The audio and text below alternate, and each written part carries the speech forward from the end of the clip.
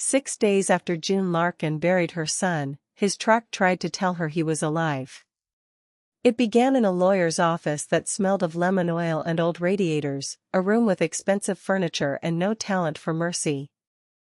June sat across from a walnut desk that had probably cost more than her first tow truck while Arnold Pruitt shuffled papers as though time were an ordinary thing. It was not. Every hour since the funeral had felt like walking uphill through wet gravel, and somewhere beneath the grief a mechanic's instinct kept insisting that one sound in the story of Daniel's death did not belong. She could not name the sound yet. By nightfall it would be a blue GPS screen glowing after the ignition went dark. By the following morning it would be an address hidden in a machine, a locked warehouse, and a second Silverado waiting under fluorescent lights. For now it was only pressure behind her ribs and the knowledge that machines failed in patterns, while people lied in sentences. There were 4 people in that room. Pruitt at the desk. Simone across from June in a black dress that fit with surgical precision, a sapphire pendant June had never seen catching the light every time she moved. June herself, in the navy suit her husband Walter had bought her 14 years ago, the one that still smelled faintly of cedar and the inside of his old truck. And Dolores Reyes, who had kept house for the Larkin family for 21 years and had insisted on coming because, as she'd said that morning while buttoning her coat, somebody with sense ought to be in that room with you, June. Outside in the parking lot, Ray Betancourt sat in his pickup, too stubborn to come in and too worried to drive off. And Detective Denise Okafor had pressed a card into June's palm outside the funeral home 3 days earlier. Call me if anything about this feels wrong. Denise had known Daniel since he was a paper boy on Willard Street. 20 years of watching a kid grow up gives a person certain instincts, and Denise trusted hers. Pruitt cleared his throat. The residence on Fairview Terrace in Squirrel Hill, 4 bedrooms, finished basement Daniel converted into a lab, passes in full to Simone Larkin. Gone. The investment portfolio. 14 years of consulting income, conservative living, aggressive saving. $1.3 million. To Simone. The retirement accounts, the technology licensing royalties, all recurring income streams. To Simone. June watched her daughter-in-law the entire time Pruitt read. Simone sat with her hands folded, her face arranged into something that resembled dignified grief the way a department store mannequin resembles a person.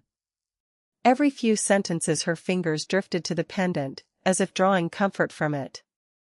Her nails were freshly lacquered, a deep, wet red. She'd found time for a manicure in 6 days. And to June Marguerite Larkin, Pruitt said, adjusting his glasses, mother of the deceased, I leave my 2019 Chevrolet Silverado, VIN beginning 3 GCU, with the sincere hope it brings her some comfort and utility. The room went quiet in the specific way a room goes quiet when everyone in it knows something has gone deeply wrong and no one is sure what to say about it. Dolores made a small sound beside June, not a word, just an intake of breath, like a thumb pressed into a bruise.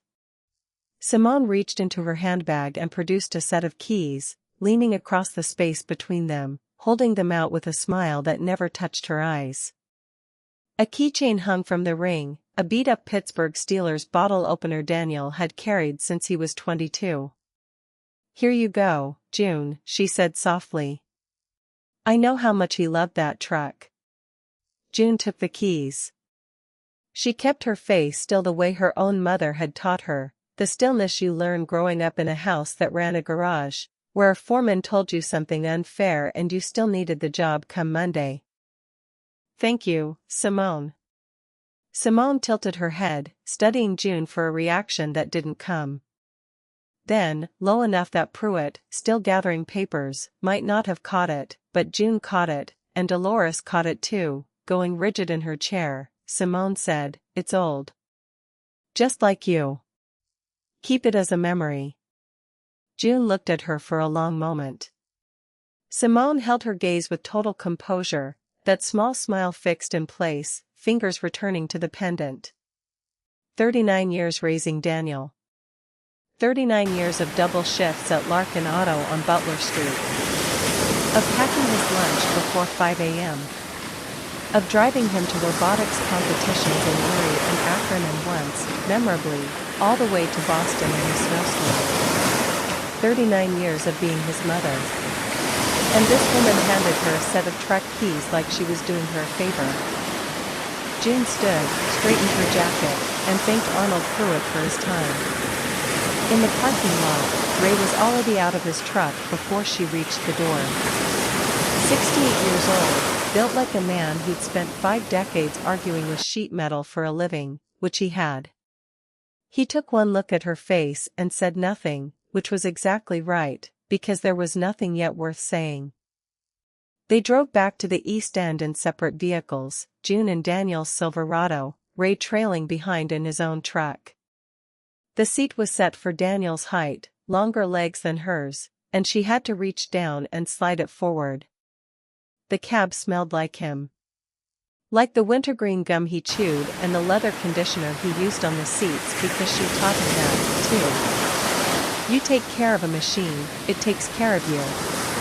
He'd rolled his eyes at that lesson roughly 400 times between age 16 and 34, and then he'd gone and lived by it anyway, the way children absorb the lessons they pretend to reject.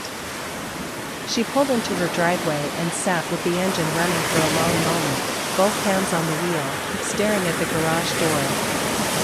6 days since the state trooper had called. 6 days since a young officer with tired eyes sat across from her at the kitchen table and used words like instantaneous and no indication of suffering, words meant to help that hadn't. She turned off the engine. The dashboard went dark. Then, a second later, the GPS screen flickered back to life on its own, glowing pale blue in the dim garage, showing a single saved address she had never seen before. She leaned forward and stared at it. Just an address, somewhere out past the Rankin Bridge. Daniel must have forgotten to clear it. She sat back and looked at it for a long time. She didn't sleep much that night. She lay on her side of the bed, always her side, even 4 years after Walter had died and the other side had gone permanently cold, and stared at the ceiling while November wind pushed against the windows. Pittsburgh in late fall has its own particular cold, one that doesn't sit on the skin so much as work its way into the mortar between bricks, into the gaps under doors, into the spaces between things that used to be certain. At 5:40 in the morning she gave up trying and went downstairs. The kitchen counter still held 3 sympathy casseroles under foil, handwritten notes tucked beside them. Ray had brought over a pot of his wife Curran's white bean soup and set it on the stove without a word about it. June stood in her robe, drank her coffee, and felt the deep loneliness of a house built for more people than currently lived in it. By 7 she was in the garage. She told herself she was just checking the truck over. 39 years of running machinery meant she couldn't leave a vehicle sitting without knowing its condition. Daniel used to tease her about it. "Mom, the truck's fine." "It's always fine because you check it every 48 hours whether it needs it or not." She'd tell him that was exactly why it stayed fine, and he'd shake his head like she was a hopeless case, smiling the whole time. The garage was cold. She pulled on her canvas work jacket, Larkin Auto stitched over the breast pocket, the shop she'd run for 26 years before her hip finally overruled her, and flipped the fluorescents on. They hummed and steadied. Daniel's tools still hung on her pegboard. He'd left a set of metric wrenches 2 summers back after a weekend spent rebuilding the carburetor on her old International harvester. She'd meant to return them a dozen times. She stood in front of that pegboard now and felt something move through her chest with no name. Not grief exactly. Something older than grief, the specific weight of a tool shaped by years in a particular hand. She turned to the Silverado. Familiar and wrong at once. Same charcoal paint Daniel had kept meticulously clean. Same small dent above the rear wheel well, from the time he'd clipped a parking garage pillar downtown and called her immediately, more embarrassed than upset. A dent just means the truck has a history, she'd told him. He'd laughed at that. She got in, adjusted the seat, sat a moment with her hands on the wheel. Ray knocked on the doorframe at 7:30. "Coffee's on at my place." "I've got coffee. Mine's better." He came in anyway, leaned against the workbench, looking at the truck the way they both looked at vehicles, assessing, respectful of what they didn't yet know. "How's she running?" "Haven't taken her out yet." He nodded and said nothing more, which was Ray's particular gift. He could stand in a garage with a grieving woman and make silence feel useful instead of empty. They'd been doing that for each other since Curran's cancer scare in 2009 and June's own bad stretch in 2016, when her hip gave out and the shop closed and she didn't feel much like talking to anyone for 4 months. She reached forward and pressed the ignition. Clean start, good engine sound, no hesitation. Daniel had kept the truck well, he'd learned that from somebody. The GPS screen came alive. She'd thought of nothing else since the night before, though she'd tried to convince herself it was nothing, the way you convince yourself of things at 2 in the morning when the alternative is too large to hold. There it was again. A Seat dress out past the Rankin Bridge, sitting in the system like it had always belonged there. "Ray," she said. "You ever drive somewhere just because an address showed up on a GPS?" He was quiet a moment. "Depends whose GPS." She looked at the screen. Daniel had been meticulous about his devices, cleared his search history, organized his contacts alphabetically, never left anything lying on a screen by accident. He didn't mean to leave this one. She thought about the Steelers bottle opener still on the keychain. The metric wrenches on her pegboard. The wintergreen ghost of his gum in the cab. "I think I'm going to take a drive," she said. Ray looked at the screen. He looked at her. He picked up his thermos and straightened. "Want company?"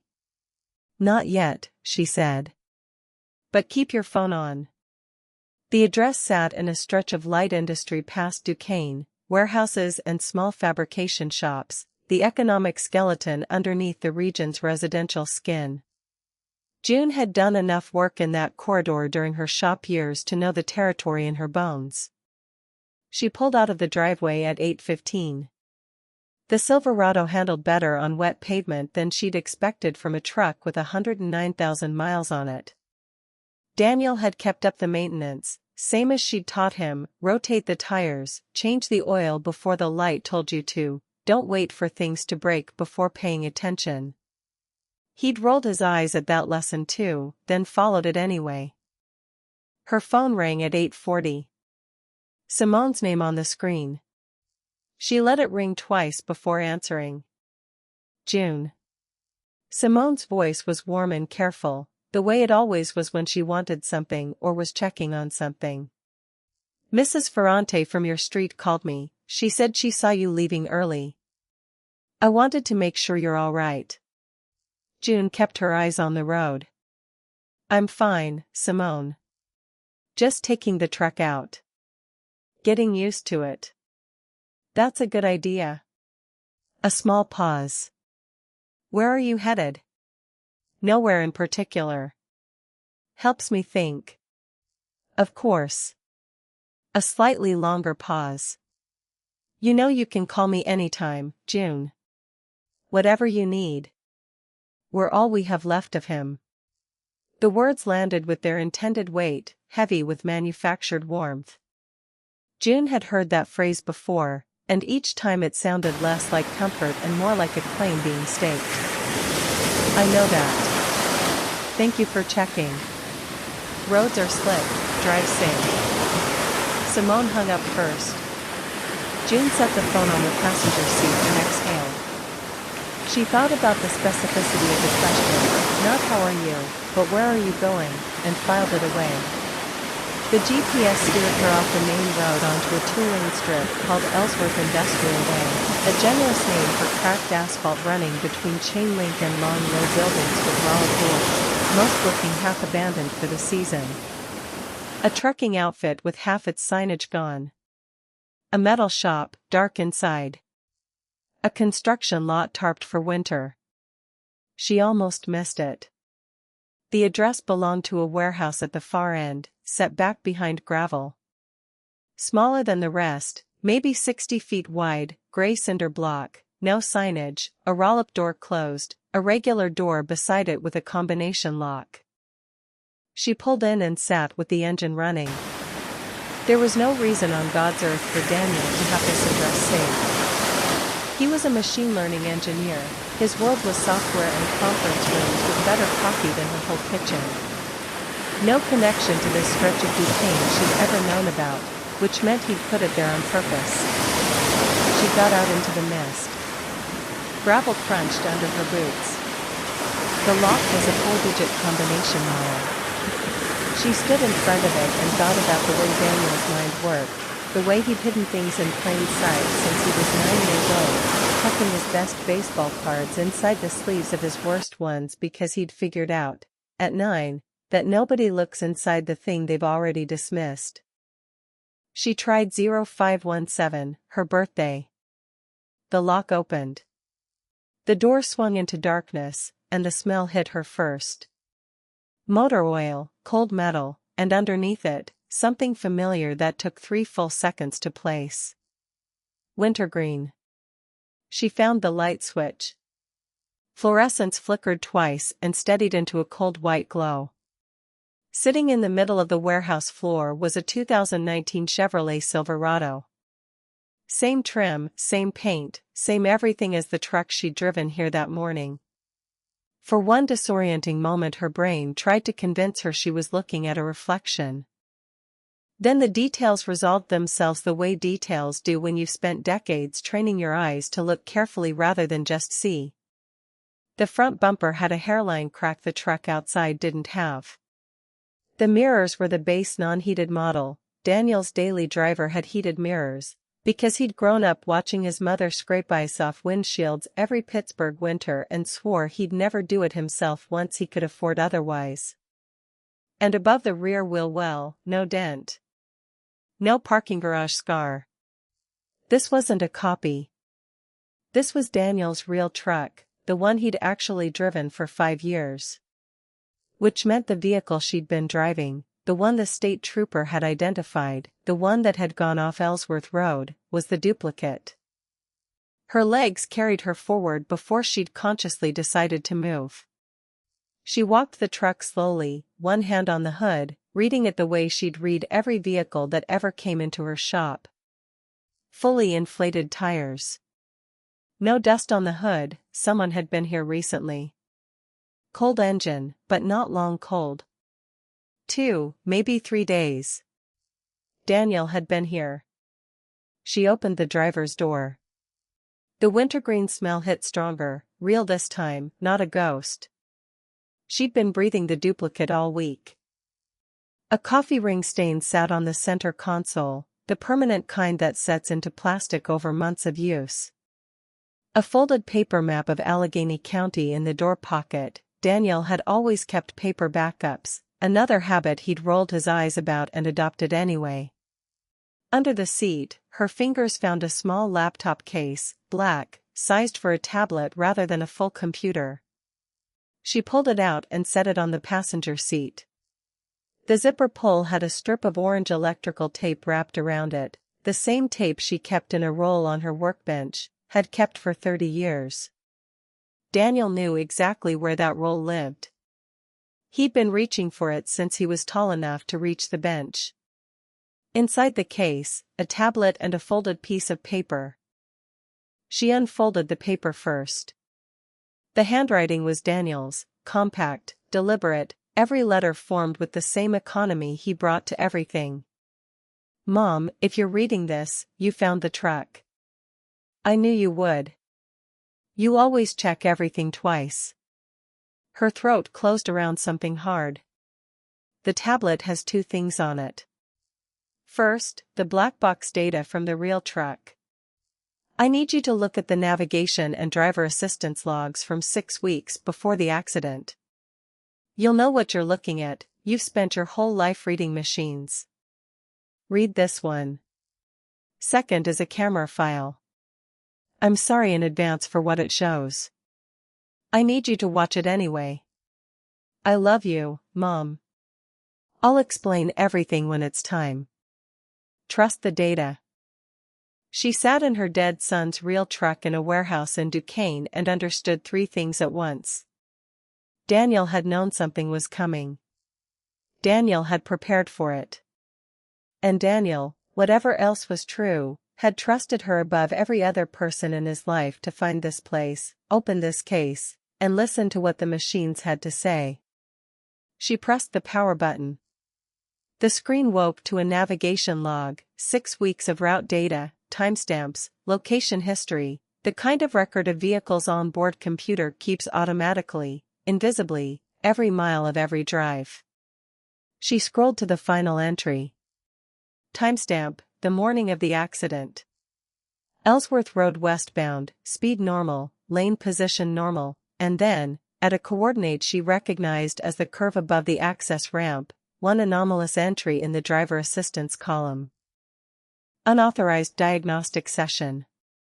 Steering assist request rejected. Brake control request rejected. Source, cellular maintenance channel. June read the entry 3 times. It did not say a ghost had seized the wheel. It said someone outside the truck had opened a service channel, asked 2 safety systems to obey, and been refused because Daniel had changed the permissions first. The second Silverado's crash log showed the same requests accepted in a closed test configuration. That distinction mattered. One file documented an attempted attack, the other documented how the attack would have behaved if Daniel had not found it. She had spent 39 years around machines. Machines could be damaged, miscalibrated, or misunderstood, but they did not invent motives to protect themselves. They kept sequence. Voltage before failure. Command before response. Cause before consequence. Someone had tried to turn Daniel's own truck into a weapon. Daniel had caught the hand before it reached the wheel. She pressed play. Wide-angle dash cam, mounted behind the mirror, angled to catch both road and cabin. Timestamp, 8 weeks earlier, a Tuesday evening, 7:41 p.m. The truck sat parked in the driveway of the Fairview Terrace house, Daniel's house, Simone's house now, along with everything inside it. Daniel walked into frame from the front door and got into the driver's seat, still in his work clothes, sleeves rolled to the elbow the way he wore them after hours at his desk. He looked tired in the way people look tired when something is eating at them from the inside, not the clean tiredness of honest work but something heavier. He set his phone on the console and pulled up something on the screen, text messages, unreadable from the camera angle, but June could read his face. She'd been reading that face for 34 years, through every disappointment it had ever carried. What moved across it now was something she hadn't seen there before. Not anger, not grief. Something colder and more careful. The face of a person confirming something they hoped was wrong. He sat very still for almost a full minute. Then the front door opened and Simone stepped onto the porch, dressed for somewhere, heels, the dark coat she wore to what she called client dinners. She hadn't seen the truck yet. She was texting rapidly, smiling the way people smile when they think no one is watching. A dark sedan pulled to the curb. The driver got out, tall, early 40s, the kind of man who'd spent considerable time and money to look effortlessly put together. Simone looked up from her phone and her whole face opened in a way June had never once seen it open in 6 years of family dinners. She walked down the steps toward him. In the driver's seat, Daniel watched. June watched Daniel watch them. His hands lay flat on his thighs, completely still, jaw set in the particular way it set when he was processing something difficult and refusing to let it show, a habit, she realized with a hollow ache, he'd learned directly from her. The man was Dr. Adrian Kessler. She didn't know his name yet, sitting in that warehouse, but she would learn it soon enough. What she knew, watching what Daniel had known watching it, was that this wasn't new. The ease between them. The way Simone moved toward him without hesitation. The way his hand found the small of her back as they walked to his car. This had been going on a long time. Daniel picked up his phone and made a call. It went to voicemail. Mom. His voice was steady, stripped to essentials. I need to tell you something. I don't know when I'll be able to say it in person, so I'm leaving this here. I'm leaving a few things here, actually, in case I need you to find them. A pause. I found out tonight my marriage has been something different than what I thought it was. But that's not the important part. The important part is what I found on her laptop 3 days ago. Mom, they're not just, he stopped. Took a breath. I can't say it on a voicemail. But I'm going to document everything and put it somewhere safe. Somewhere only you would think to look. Because if something happens to me, I need it to be you who finds it. Not anyone else. You. The recording ended. June pressed both hands over her face in the cold warehouse and wept, not quietly, not with any dignity. The kind of weeping that comes up from somewhere below the ribs and takes the shoulders with it. Because in that moment there was nothing in the world except the sound of her child's voice telling her he needed her, and she hadn't been there to answer. After a while it stopped, leaving a strange clarity behind. She lowered her hands. The footage sat paused on Daniel's profile, jaw set, eyes forward, watching a life he'd built get walked away from toward a dark sedan at the curb. A second file waited beneath the first. She pressed play. This one was different, not dashcam footage but Daniel facing the camera directly, speaking to it the way a person speaks to someone they trust completely. Mom. Here's what I need you to know. He looked, on the screen, like someone who had made peace with something difficult. Not resignation. Something steadier. More like the stillness that comes after a person has thought through every option and arrived at the one that costs the most and is also the only one that makes sense. She'd seen that look exactly once before, when he was 17 and told her he wanted to study engineering at MIT instead of staying close to home. Terrified and certain at once. 3 weeks ago I found files on Simone's laptop. She'd left it open on the kitchen counter. I don't think she meant to. Inside a folder labeled tax documents, I found correspondence between her and Adrian Kessler going back 14 months. He organized his thoughts the way he always did, sequentially, no wasted words. The affair I already knew about by then. That wasn't what the correspondence was about. It was about my life insurance policy. The beneficiary structure. The payout terms. And a very specific conversation about how the double indemnity clause worked. Her chest felt like something heavy had been set on it. Double indemnity, most people who'd spent time around insurance claims knew the term. Certain policies paid twice the face value on an accidental death rather than a natural one. Daniel had taken out a policy 4 years ago, when he started accumulating real assets. The responsible thing to do. She'd never needed the details. Policy face value is $2.4 million. Accidental death pays $4.8. Simone is sole beneficiary. Adrian has debts, significant ones, the kind that come from bad judgment repeated over a long time, not bad luck. And Simone's been funding a separate account for 14 months that neither I nor our financial advisor knew existed. He looked directly into the camera. Mom, they were planning to make it look like an accident on the road. I found the specific route in Adrian's emails. Ellsworth, the curve above the access ramp. He has connections to an automotive cybersecurity firm, the legitimate kind, the kind that gets hired to find vulnerabilities in vehicle software so manufacturers can patch them. Except Adrian wasn't using that knowledge to patch anything. The override command. The navigation log. It all locked into place with the terrible satisfaction of a diagnosis that explains every symptom at once. So I called a criminal attorney from a phone that wasn't mine. She told me the files might still lead police to lawful evidence, but she also told me what I already feared. If officers approached Simone too soon, Adrian would erase the remote servers, move the money, and accelerate the plan. The messages showed preparation, not a completed attempt. I could seek protection and probably save myself, but Walter's case and the other names in their ledger would disappear behind lawyers and wiped drives. I chose the dangerous option. I documented the original locations, preserved hashes and timestamps, and sent sealed copies to someone I trusted. Then I made them believe their attack had succeeded long enough for them to expose what only they could know.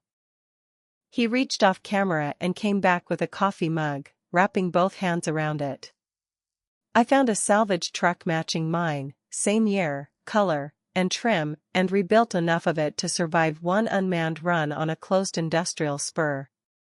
I triggered the intrusion where their route file said it would happen, let the decoy cross the barrier, and got clear before the fire. No traffic, no passenger, no body. I expected the absence of remains to delay them. Instead, Simone and Adrian completed the fiction for me. Kessler used material from a medical training supplier, and someone substituted altered dental images in the identification packet. I know that because the packet appeared on their server 12 hours after the wreck. I preserved the upload log. His jaw tightened. That is why there was a sealed casket and why the insurer is already finding discrepancies. I did not put a stranger in that truck, Mom. They planted what they needed because they were afraid the claim would collapse without a body. The important thing is they believe their own cleanup worked. They think I'm gone. They think they won. He set down the mug. I'm at the old Kovalik's shop on Dennis Avenue. You remember, we fixed Mr. Kovalik's transmission there the summer I was 14 and he paid us in kielbasa and cash. I've been here 3 weeks. I'm safe. I have everything I need. For the first time, something cracked in his voice, a hairline fracture in something held under pressure a long time. I miss you, Mom. I'm sorry I couldn't tell you. I needed you to find this first. Find all of it, because what I'm going to ask you to do next, I need you to understand the whole picture before I ask it. He leaned toward the camera. There's one more thing. The most important thing. It's in the Fairview house, in Simone's office, behind the mirror on the north wall. Dad left something there. I found it 6 months ago and didn't know what to do with it then. I know now. His voice dropped, careful and quiet. Mom, I don't think what happened to Dad was what we were told it was. I think Simone's been operating this way longer than either of us knew. Find what Dad left behind the mirror. Read it. Then you'll understand why we have to finish this completely. The screen went dark. June sat in her son's real truck in a warehouse in Duquesne while November rain tapped an indifferent rhythm on the metal roof, and she was 66 years old, and her son was alive, and her husband might not have died the way she'd been told he died. She put the tablet in her jacket pocket, picked up her phone, and looked at it a moment. Then she started the truck and pulled out into the gray morning, pointed towards Squirrel Hill. Dolores Reyes had worked for the Larkin family for 21 years, which meant she'd known Daniel since he was 17 and had watched him become the man he became. And it also meant that when June called her from a warehouse parking lot in Duquesne and said she needed into the Fairview house without Simone knowing, Dolores didn't ask a single question. She just said, Simone has a 9 o'clock with her financial advisor downtown. She won't be back before noon. I'll meet you out front in 40 minutes. That was Dolores, 61 years old, originally from Youngstown, built from the same practical material as everyone else June had trusted in her life. She'd sat with Walter in his last weeks.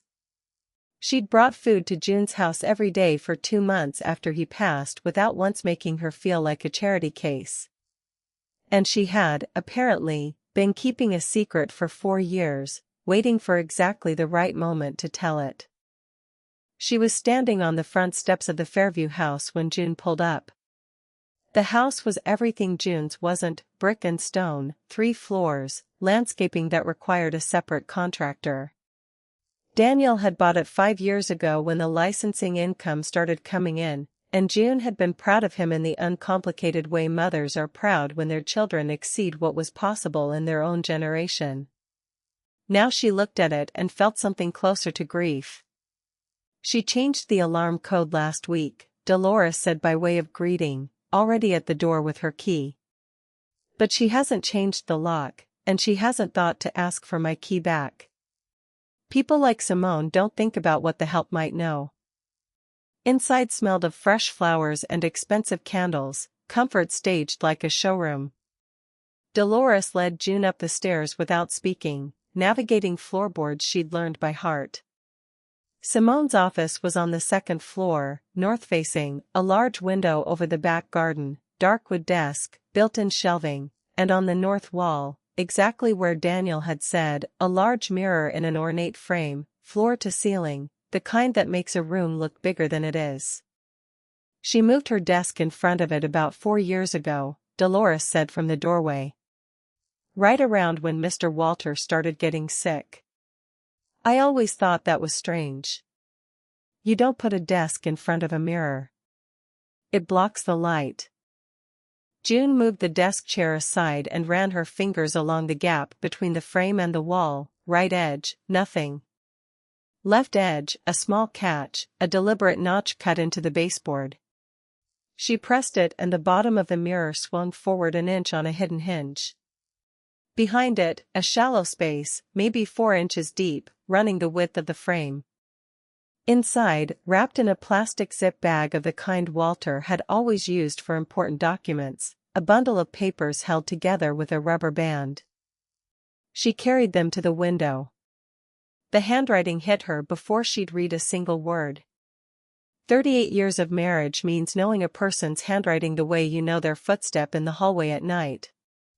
Walter had written with a slight rightward slant, block capitals mostly, the handwriting of a man who'd learned to letter parts diagrams in a trade school in 1978 and never quite lost the habit of making his writing legible enough to matter.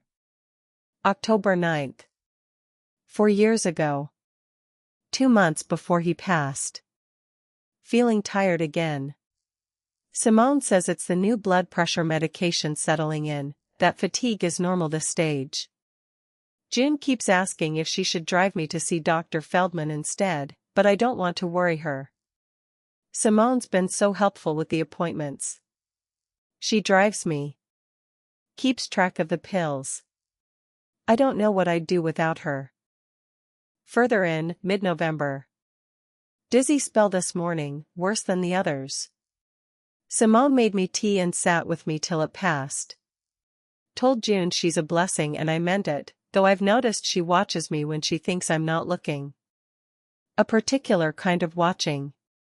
Don't know what to make of it. Dolores made a quiet sound from the doorway. The last page.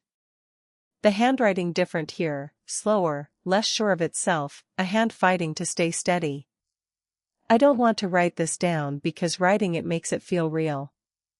But June always says, if something feels wrong with a machine, don't wait for it to break completely before you pay attention. I think something's wrong. Not with a machine. The tea Simone brings tastes different from the tea I make myself. Noticed it 3 weeks ago and told myself I was imagining it. I'm not imagining it. I know the difference between Earl Grey and Earl Grey with something else in it. I've been pouring it out when she isn't looking. I'm keeping these pages for June. She'll know what to do. She always knows what to do. If something happens to me before I can tell her myself, June, I love you, and I'm sorry I didn't say something sooner. I didn't want to believe it. The page ended there. June stood at the window of Simone's office with her husband's last words in her hands and the November garden below her, gray and bare, and Dolores was crying in the doorway with her hand over her mouth, and somewhere across town Simone was sitting in a financial advisor's office discussing the management of assets that had come to her through the systematic destruction of June's family. Dolores, June said. Her voice came out steadier than she had any right to expect. How long have you known? Dolores lowered her hand. I found them 2 weeks after Mr. Walter passed. She'd asked me to dust the frame. The catch gave when I reached around it. She wiped her face. I didn't know what to do, June. I was afraid. I kept them somewhere safe and I waited. I didn't know what I was waiting for until Daniel died and you called me this morning. From downstairs, a door. They were flat against the hallway wall before the front door had finished swinging shut below, listening to heels cross the marble entry. A pause. Then footsteps moving toward the kitchen, away from the stairs. Backstairs, Dolores breathed. I didn't know there were backstairs. June did. It was exactly the point Dolores had made about the help. They went down a narrow service staircase, through a mudroom that smelled of potting soil and rubber boots, and out a side door behind a boxwood hedge. June was in the Silverado with the engine running before she allowed herself to exhale properly. Dolores tapped the window. June rolled it down. I'm going back in, Dolores said. If I disappear now, she'll notice. I'll call you tonight. She straightened her coat, smoothed her hair, and walked back around the hedge toward the front door like a woman returning from checking the mail. 61 years old, from Youngstown, built from practical material. June had not given Dolores Reyes nearly enough credit. June drove back east with Walter's pages in her jacket pocket and her hands very steady on the wheel, the way hands go steady when a person has moved past the point where shaking does any good. At her kitchen table, coffee going cold in front of her, she read the pages again, beginning to end. Walter had been right. He'd always been careful and observant, and he'd tried to leave her something to find, and she'd lived 4 years in a house full of his absence, grieving him as a natural death, telling herself 62 was young but hearts failed sometimes and there was nothing to be done about it. There was something to be done about it now. Her phone rang at 2 that afternoon. Unfamiliar number, Columbus area code. Ms. Larkin.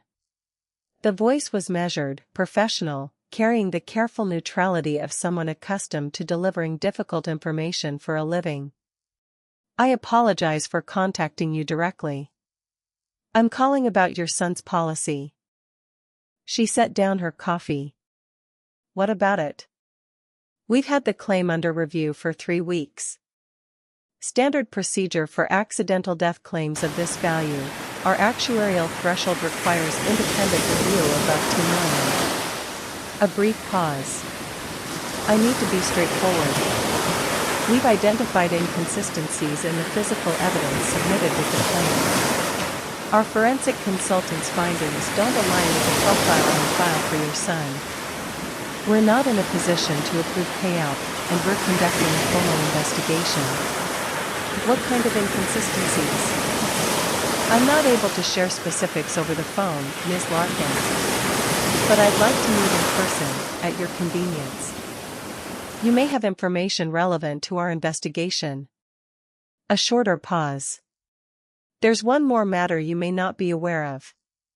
Approximately 2 weeks after your son's funeral, a new life insurance policy was taken out naming you as the insured. The beneficiary is your daughter-in-law, Simone Larkin. The kitchen went very quiet. Under state law, a person taking out a policy on someone else's life had to demonstrate insurable interest, a legitimate financial or personal relationship such that they'd suffer genuine loss on the insured's death. A daughter-in-law claiming insurable interest in a mother-in-law was legally arguable, particularly with demonstrated caregiving or financial dependency. Simone was smart enough to know that. Smart enough to have had a lawyer structure it correctly. She'd taken out a policy on June's life 2 weeks after burying her son. "Ms. Larkin? Are you still there?" "I'm here. When can you meet?" "I can be in Pittsburgh tomorrow. There's a diner on Forbes Avenue, Betancourts, no relation to your neighbor, I understand, coincidences happen." "Noon? I can find it. There's something I should tell you before we meet, so you understand my full interest in this case." A longer pause, the kind a person takes before saying something they've decided to say. "Adrian Kessler and I were business partners 11 years ago. He made certain decisions that ended that partnership and cost me a great deal more than money." The professional cadence didn't slip, but something underneath it shifted. "I want to be transparent about that history before we sit down, Ms. Larkin. My investigation is legitimate and my findings are genuine. But I am not a disinterested party, and you should know that." June looked at Walter's pages on the table. At the last line in handwriting she'd have known anywhere. "Mr. Rene Cross. Ms. Cross. I'll see you at noon, and I have some information of my own." Rene Cross walked into Betancourts the next day at noon exactly. Mid-50s, medium height, the lean build of someone who'd spent decades moving carefully through the world. Gray hair cut close, coat good quality but not expensive, eyes doing the same fast room assessment a careful person does on entry, except Cross's assessment landed on June immediately, no exploratory sweep, which told June she'd already picked out June's position before walking through the door. They shook hands. Firm, brief. "Ms. Larkin. Thank you for making time.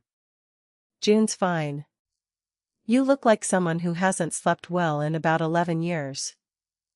Something shifted in Cross's expression, not offense. Recognition. She sat and flagged the server for coffee before saying anything else. "That's a fair assessment. Though it's gotten considerably worse in the last 6 weeks. The server filled 2 mugs and left them alone. Cross opened a slim folder, tabbed and organized, the work product of someone who understood presentation mattered as much as content. Our forensic consultant examined the physical evidence submitted with the accidental death claim.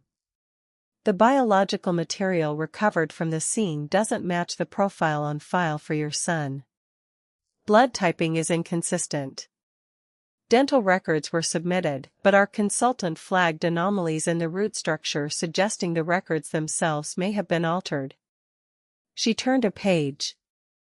"Additionally, the vehicle identification number on the recovered chassis corresponds to your son's registered truck, but the chassis itself shows manufacturing characteristics consistent with a vehicle produced roughly 14 months earlier than the registered model year." June looked at the papers without touching them. In the margin of the consultant's report she saw the initials PN beside a checksum and a note about preserved server time. The initials meant nothing to her yet, but they would. Daniel had not left one trail, he had built overlapping trails, each useless alone and difficult to destroy together. In plain language. In plain language, the body in that truck wasn't your son. The records were manipulated. The vehicle that burned wasn't the vehicle registered to Daniel Larkin. Cross held her gaze steadily. "Which raises the question of where your son actually is, Ms. Larkin. A question I notice you haven't asked me yet. Which is interesting." Sharper than June had expected, and June had expected sharp. "I have information of my own," she said. "Some of which I'm not ready to share until I understand exactly where your investigation ends and your personal interest begins." Cross wrapped both hands around her mug. Outside on Forbes, a 61C bus rattled the window glass in its frame. 11 years ago Adrian Kessler and I co-founded a medical technology consulting firm here in Pittsburgh. He had the medical credentials and client relationships, I had the investigative and analytical infrastructure. 3 years in, I discovered he'd been billing clients for services we hadn't provided and routing the payments through a subsidiary entity I hadn't known existed. A pause.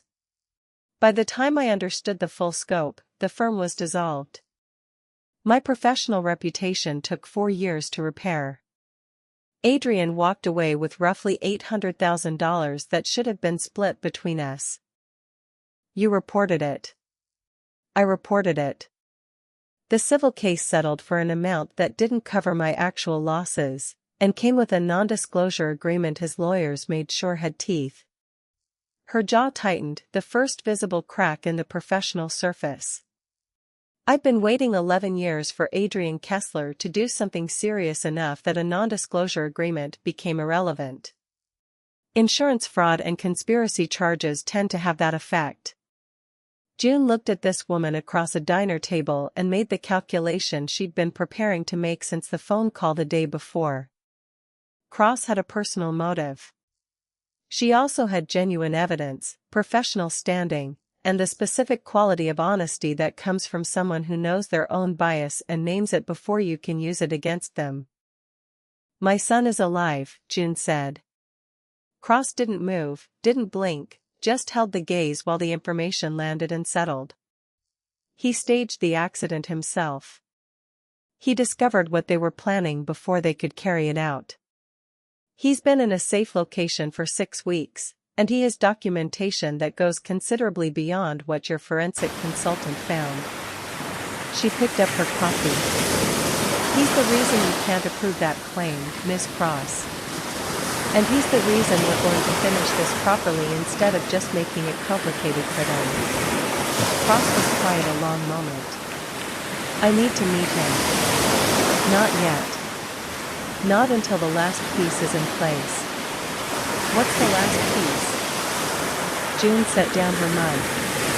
I'm going to invite Simone and Adrian to dinner at my house.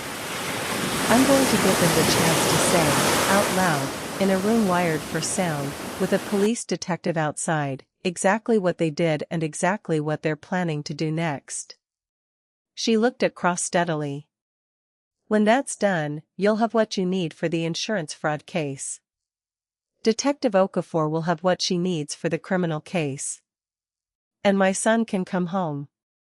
Cross studied her for a long moment. You're 66 years old, she said finally.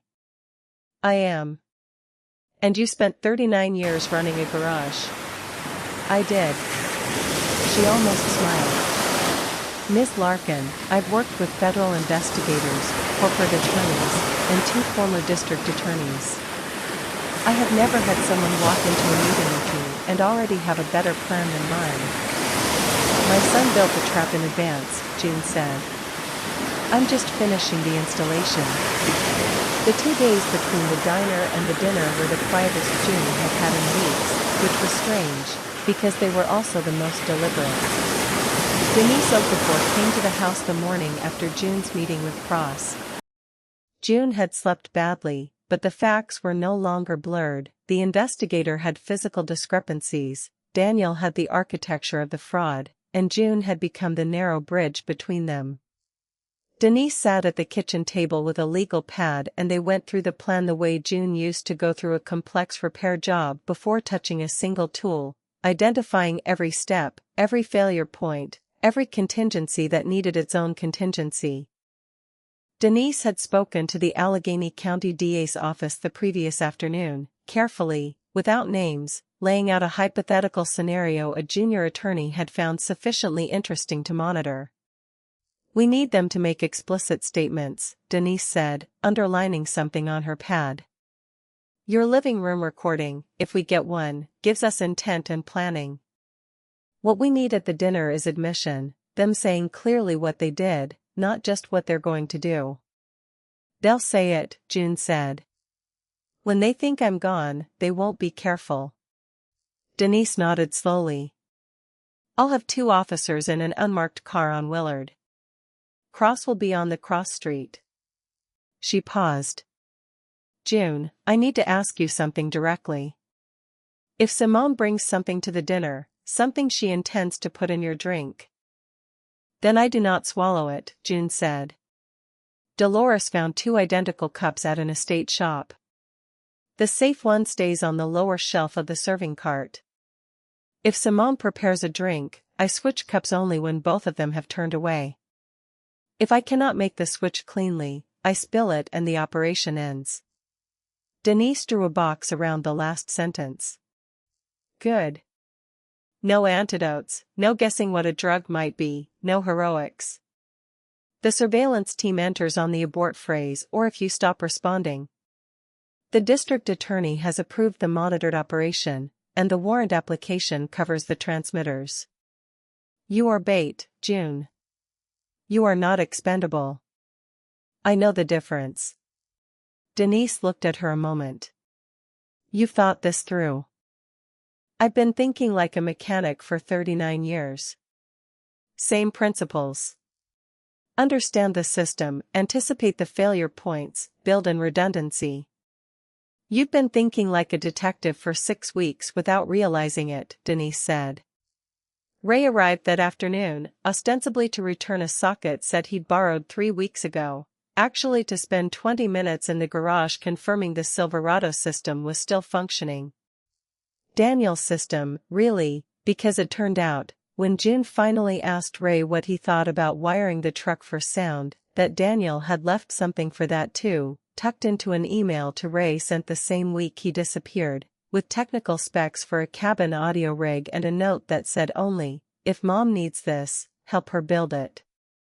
Don't ask why yet. Ray had known for 6 weeks and said nothing, waiting for June to come to him, because that was also Ray's particular genius. He built the whole thing out on paper, Ray said, showing her the printout. 4 microphones, button-sized, corners of the cabin.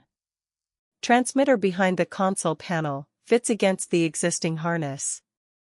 Separate power feed off the secondary battery so it runs independent of the ignition. He tapped the page. Your son thought about this a long time before he ever left that voicemail. They worked 3 hours in the cold garage. Ray handled the primary wiring while June sourced components from an electronics kit ordered online 2 days earlier and delivered to a neighbor's address rather than her own. 4 microphones at the cabin's 4 corners. A transmitter the size of a playing card deck. A receiver Ray had originally built for picking up radio frequencies at the fabrication plant where he'd worked 31 years, repurposed now to feed a recorder the size of a paperback. Range? June asked when they tested it in the driveway. Ray walked to the end of the block with the receiver, then held up his thumb. 60 feet, maybe 65. Good enough. They sat on the workbench afterward, the way they'd sat on it 100 times, solving problems the way people of their generation solved problems, quietly, practically, without drama. June, Ray said after a while. This about what happened to Daniel? It wasn't a question. It's about what happened to Daniel, she said. And what happened to Walter? Ray was quiet a moment.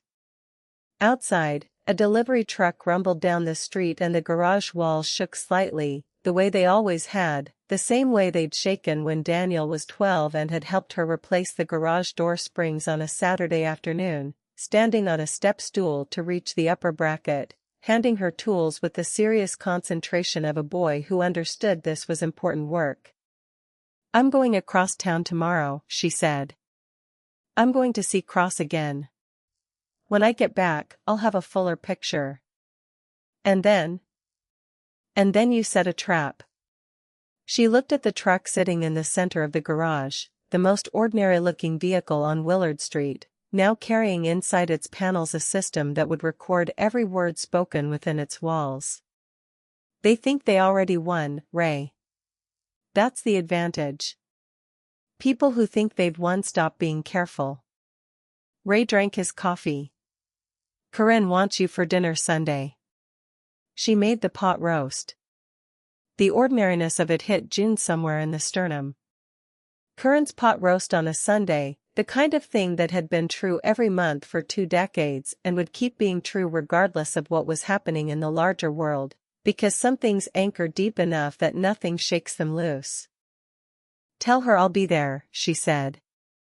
Ray stood, rinsed his cup, picked up his toolbox. At the door he stopped and turned back. "June. Whatever you're building toward, don't do it alone. You call me when it's time." "I will." The performance required preparation, not medication and not luck. Denise had forbidden June to ingest anything Kessler provided, and June had agreed without argument.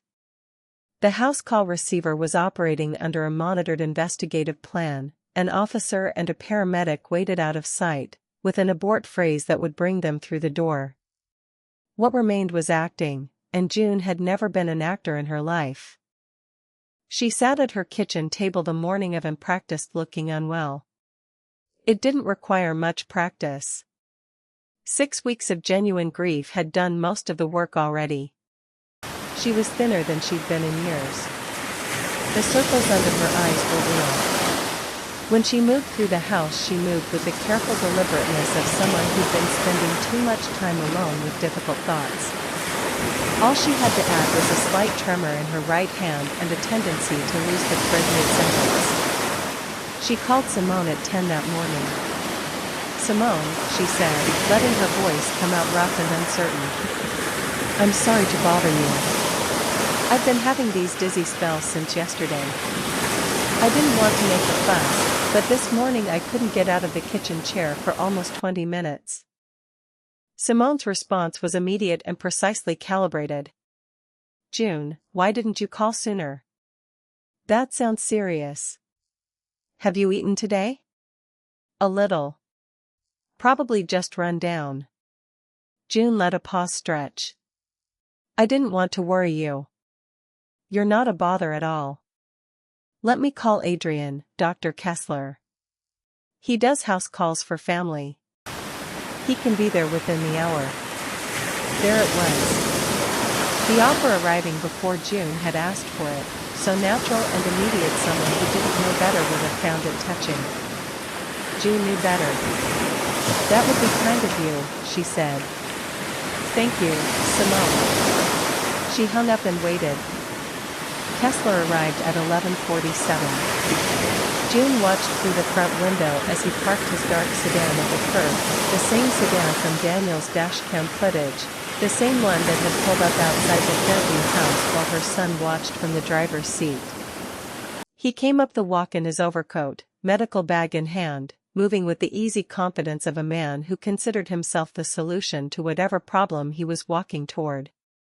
She was already in the armchair when she heard his knock, positioned the way a person positions herself when standing up has become an effort. "Come in," she called. "It's unlocked." He let himself in and paused in the doorway, taking in the room with the quick professional assessment of someone cataloging an environment, the bookshelves, the family photographs, the upright piano Walter had played every Sunday evening. "Ms. Larkin." "Adrian Kessler. Simone asked me to look in on you." "Dr. Kessler." She reached to shake his hand from the chair, letting the movement cost her visibly. "I appreciate you coming all this way." "Not at all." He set his bag on the coffee table and went through the standard motions: blood pressure cuff, pulse check, a small pen light in the eyes. His hands were steady and practiced and told her nothing about the man attached to them that she didn't already know. "How long have the dizzy spells been occurring?" he asked, making notes. 3 or 4 days. Worse when I stand up too fast." She let her voice carry the texture of fatigue. "I've been sleeping poorly. A lot on my mind." "Understandable, given your loss." He said it the way people say rehearsed words, technically correct, underlying frequency hollow. "I'm going to recommend some blood work. Nothing alarming. Baseline panels for someone your age with these symptoms." He repacked his bag. She let her eyes drift toward the window and stay there, the way eyes drift when a person's energy for conversation is running low. After a moment she let her head tip slightly, her breathing slow and deepen. Kessler went still. He watched her 10 full seconds. Then he took out his phone. "It's me," he said when Simone answered. His voice had changed entirely, the professional warmth gone, replaced by something flatter and transactional. "She's out. Went under faster than I expected. Honestly, the older ones usually do when they're already run down." Simone said something June couldn't make out. "The blood work excuse covers the visit. I'll send orders to her pharmacy." A pause. "No, nothing here yet. She hasn't done anything unusual that I can see. Couple of old photographs, some books." A longer pause. "Simone, stop worrying. She's 66, retired, thinks her son died in an accident. She has no idea. She's not a threat to anything." He walked to the window while he talked, standing with his back to her, looking out at the street. He'd switched to speaker. Simone's flat, small replies were audible across the quiet room. "The timing on the other matter, I agree, sooner is better. The insurance company's asking questions, and the longer the policy sits without a claim event, the more it looks like what it is." His voice dropped lower. "Let me think about the logistics. We want it consistent with her age and health history. The dizzy spells actually help, they establish a documented medical pattern." June lay in the armchair with her eyes 9/10 closed and her breathing even and her heart rate doing things that had nothing to do with dizziness, and she listened to a man discuss the logistics of her death from 6 feet away. The 4 microphones in the truck outside weren't recording any of this. They didn't need to be. A transmitter approved in the warrant and installed by the department's technical unit carried the room audio to Denise's unmarked car at the end of Willard Avenue. Ray's home-built receiver remained in June's garage as a test rig, useful for proving the concept but nowhere near the evidence chain. Pennsylvania's wiretap rules were strict enough that Denise had refused shortcuts. The assistant district attorney had reviewed the plan, a judge had signed the order, and the department recorder stamped the audio with time and device identifiers. June did not pretend to understand every legal distinction. She understood chain of custody. A shop survived on the same principle: label the part, document who touched it, and never ask a customer to trust a repair nobody could reconstruct. Kessler finished his call and came back to check her pulse once more, 2 fingers at her wrist, touch clinical and completely indifferent.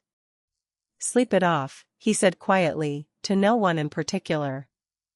Then he picked up his bag and let himself out. She sat in the armchair and listened to his sedan start and pull away. Then she sat another full minute, just breathing.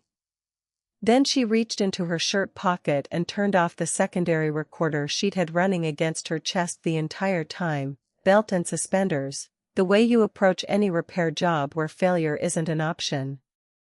She picked up her phone and texted Denise a single line, "Did you get it?" The reply came back in under a minute. Every word. "Come by the station tomorrow. We need to talk about next steps."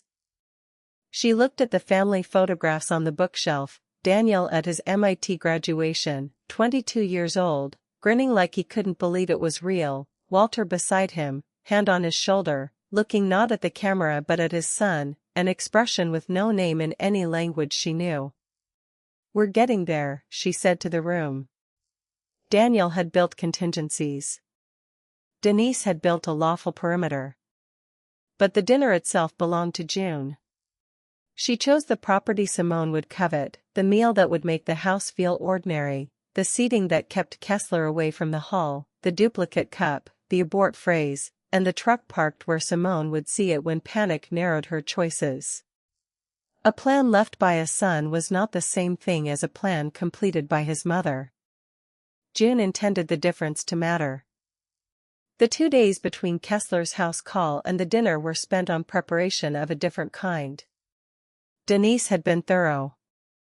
They'd sat in her office at the district station for 90 minutes while she walked June through what the recording captured, not just Kessler's words, but the specific phrases a prosecutor could work with. The other matter. Consistent with her age and health history. The timing, sooner is better. Denise had 23 years on the force, and she knew the difference between evidence that suggested and evidence that convicted. "We have something strong," she said. "Not yet complete. We need them to say it plainly at the dinner." No room for a defense attorney to argue his client was speaking hypothetically about a different old woman. Ray stopped by in the late afternoon, ostensibly to return a socket said he'd already returned, actually to stand in the garage for 20 minutes and satisfy himself the truck system still worked. He tested the transmitter, walked to the end of the block and back, gave June a thumbs up from the sidewalk, and left without making a production of it. That was the fourth time in 6 weeks Ray Betancourt had shown up at exactly the moment he was needed, done exactly what needed doing, and gone home to Corinne and her pot roast and her Tuesday evening television programs as though none of it was remarkable. June called Simone at 7 that evening. She'd been sitting at the kitchen table for 20 minutes beforehand, not rehearsing exactly, just settling, getting her voice to the right place. The voice of a woman who was tired and old and had been carrying grief for 6 weeks and had arrived somewhere that looked like acceptance, even if it wasn't. Simone answered on the second ring. "June, is everything all right?" "Everything's fine." She let a small pause sit there, wait without explanation. "I've been doing a lot of thinking since Dr. Kessler's visit. About the future. What makes sense at my age going forward?" "That sounds healthy," Simone said carefully. "What kind of thinking?" "About the Millbrook property." The Millbrook property. 11 acres in Somerset County her own father had bought in 1958 and that had passed to June when he died, and that she had never sold because selling it had always felt like selling something that wasn't entirely hers to sell. Simone knew about it. June had mentioned it once, 2 years ago, at a family dinner, and watched her file the information away behind her eyes the way she filed everything away. "It's been sitting empty 30 years. I'm 66 and my hip doesn't work the way it used to. Doesn't make sense to hold on to it." A beat of silence on Simone's end. Brief, but there. "June, you don't have to." "I want to. I want to do it properly. Notary, everything signed and recorded. I thought maybe we could have dinner tomorrow evening." 7. "Just the two of us, or bring Adrian, if you like. I know you've been leaning on him for support. And I think that's fine, Simone. Grief makes people need people." A pause. "I made a pot roast this afternoon. Corinne Betancourt gave me her recipe years ago. Thought it would be nice to cook a real meal for once." The silence this time ran 4 full seconds, enough for a careful person to think through implications and decide how to respond. "That sounds lovely, June," Simone said, her voice warming several degrees. "I'll ask Adrian. I'm sure he'd be glad to come." 7. Then. A pause. "And June, bring something if you like. Whatever you'd normally bring to a dinner. I want it to feel like a real family evening." "Of course," Simone said. "We'll bring wine." After she hung up, June sat at the kitchen table a long time without moving. The house was quiet around her, the particular quiet of a November evening on Willard when the wind off the rivers had finally dropped and the street had gone still. Walter's piano stood against the living room wall in the dark, and she still heard it sometimes in the quiet moments, hymns, mostly, the kind he'd grown up with, the way you hear things absorbed into the walls of a place over decades of repetition. Tomorrow at 7, the people who had taken her husband and tried to take her son and were planning to take her would walk through her front door expecting to finish what they'd started. She sent Denise a single message, "Tomorrow, 7 o'clock." She said yes. Then she turned off the kitchen light and went upstairs, and for the first time in 6 weeks she slept through the night without waking. At 6, June placed the duplicate teacup on the lower shelf of the serving cart and filled it from a clean kettle. A tiny pencil mark beneath the handle told her which cup was safe. Dolores called at 5:30 to be sure she remembered the sequence, which she did, but June let her repeat it because Dolores needed to. She had offered 3 times to be present, and 3 times June had said no. The room needed to look like what Simone expected, an old woman's house, a quiet evening, a tired widow who had run out of reasons to hold on to things. June checked the transmitter light, the abort button taped beneath the table, and the sample vial in the drawer beside her chair. Denise's rules were simple. Do not drink from a vessel Simone controlled. Do not improvise if the switch failed. Say Walter left the porch light on and officers would enter. June repeated the phrase until it felt less like language than a tool laid in the correct drawer. Then she finished cooking. Curran's pot roast recipe required 4 hours and a cast-iron Dutch oven and the practiced patience of a person who understood good things happen slowly. By 6 the whole house smelled the way it used to smell when Walter was alive, and Sunday evening still meant something: pot roast and warm bread, radiators ticking against the cold outside. She set the table for 3. At 6:55 she heard a car slow and park on Willard. She moved to the front window. Dark sedan at the curb, Kessler's vehicle. Simone got out of the passenger side in a dark coat, a wine bottle in the crook of her arm.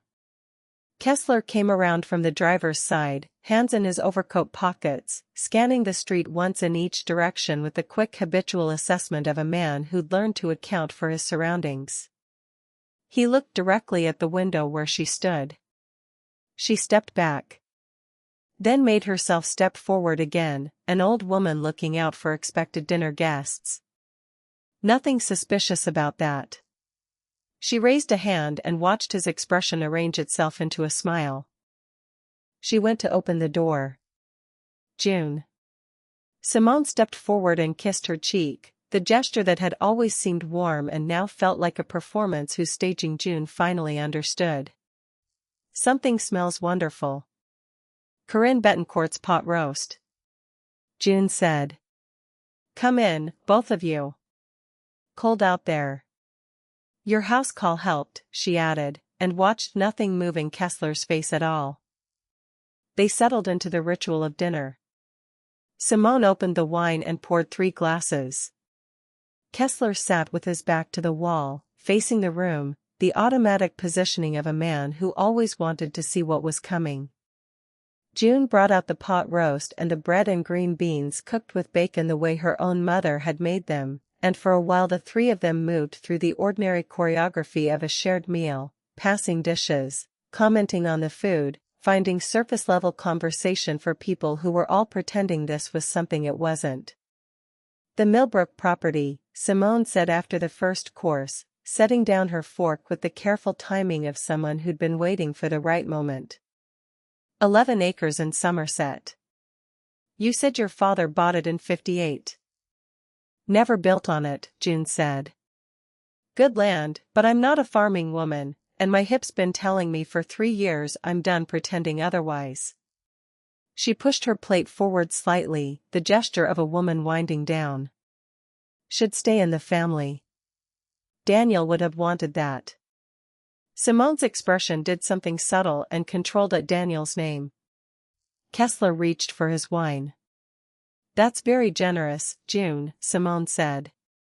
Family is family. The wine was good, a red she couldn't have named the vineyard of, likely the best she'd ever drink in her own kitchen, brought by the people who intended it to be the last thing she tasted in any meaningful sense. At the end of the main course, Simone rose to help clear the plates. In the kitchen, June heard her moving around, the unmistakable sound of a person opening and closing things, tidying or something else entirely.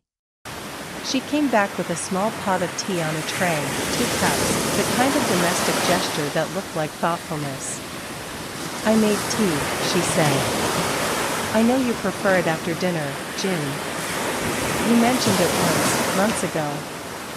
June had mentioned it once. That Simone remembered, and had come prepared to act on the memory, told her everything about how long this had been in development. "That's kind of you," June said. Simone poured the cup herself, hands steady and unhurried, and set it down with a small smile that reached all the way to her eyes for the first time all evening. Kessler watched from across the table without moving. June looked at the tea.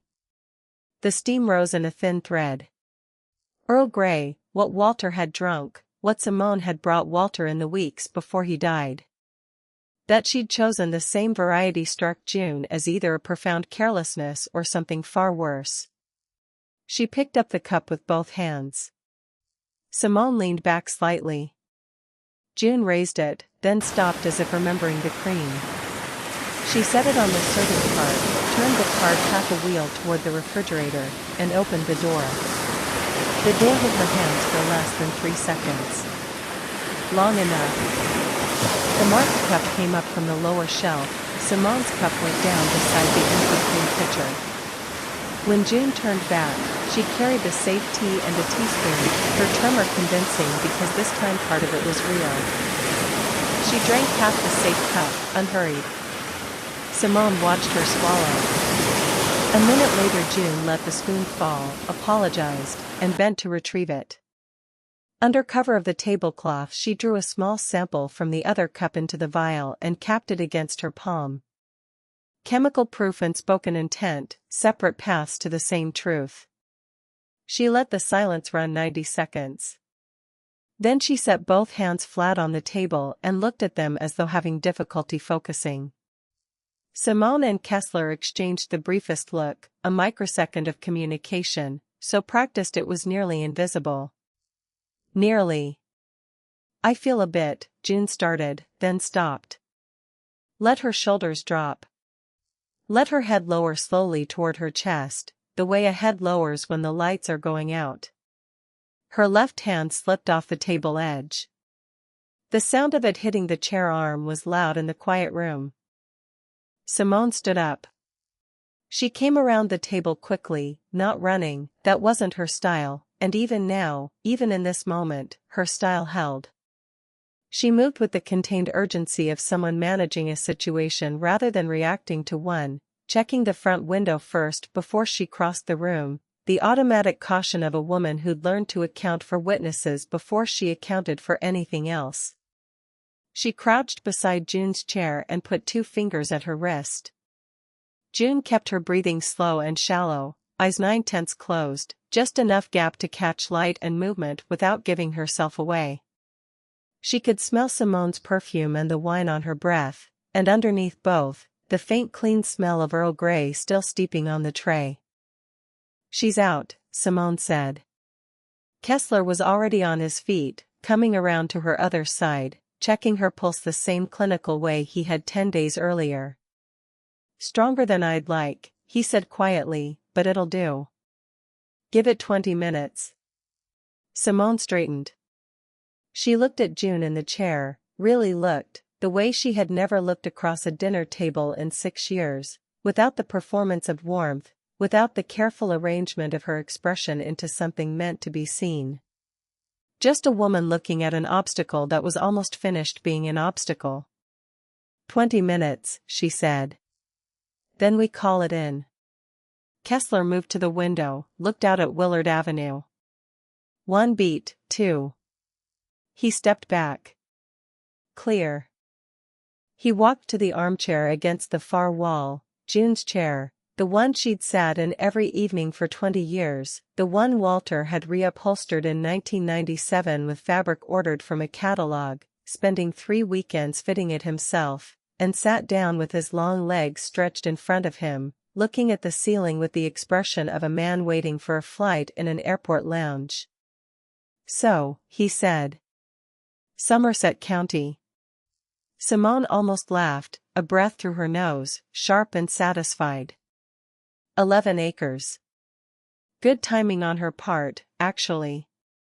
The Millbrook property wasn't in Daniel's estate. It was always June's, separately held. I couldn't have gotten to it any other way. Worth much? Agricultural land in Somerset runs 8 to 12,000 an acre depending on drainage. Somewhere between 88 and 132,000. She picked up her wine glass and swirled it. Not life-changing. But it closes the ledger neatly. Kessler made a sound of mild agreement. The insurance investigation still the loose thread. Cross. Simone said the name with the cold flatness of someone disposing of a category rather than a person. She's been sniffing around the claim for 6 weeks. My attorney sent a letter last Thursday. Procedural obstruction delays the formal denial 60 days minimum. And if she's already shared her findings externally, we deal with that externally. She set the glass down. Adrian, we have the recordings from your house call. We have documentation of her mental and physical decline going back 4 months. A 66-year-old grieving widow with documented dizzy spells, found deceased in her home after a quiet dinner. No one looks hard at that. No one who matters. June lay in the chair with her eyes 9/10 closed and heard herself described as a category, as a loose thread, as something to be dealt with, and felt something that was not quite anger and not quite grief but was made of equal parts of both, the way alloys are made, forged under pressure into something harder than either original material. Kessler leaned forward. Walk me through the transfer again. Once probate clears. Simone turned from the window. You know the structure. Daniel kept the patents in the Delaware entity. The will gives me his interest, but the licensing money stays frozen while Cross keeps the death claim open. June's land is small compared with that. What matters is closing the last estate without another person asking why the dates do not line up. Kessler's jaw tightened. And the remains? Your supplier, your problem. The altered dental images passed the county review. Cross found the blood type mismatch because she paid for an outside comparison no ordinary claim would have received. If the carrier denies, we challenge the collection protocol and force them to defend every handoff.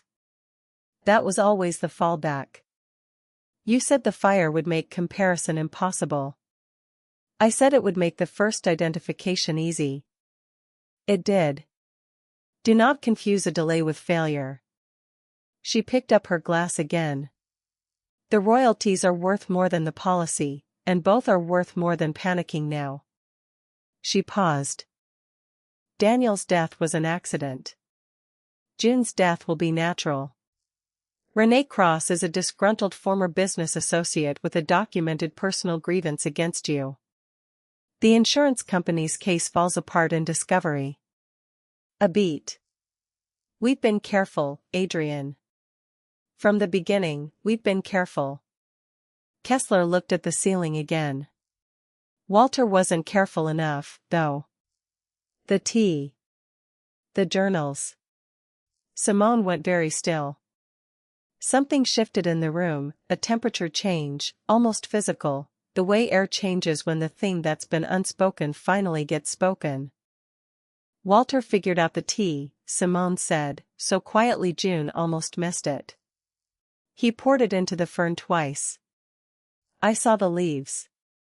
By then his liver panels had already moved and Adrian had written the decline into the chart as progression of disease.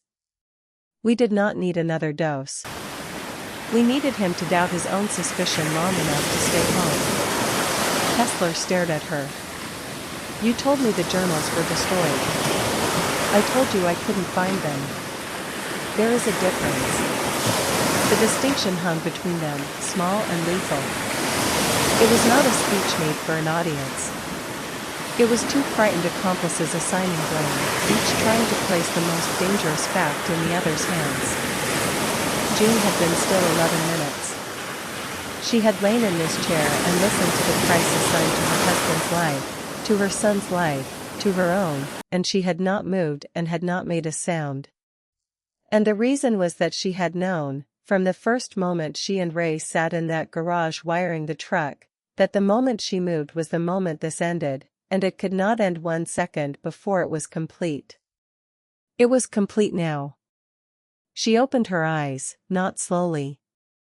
She'd been still long enough, and the time for performance was finished.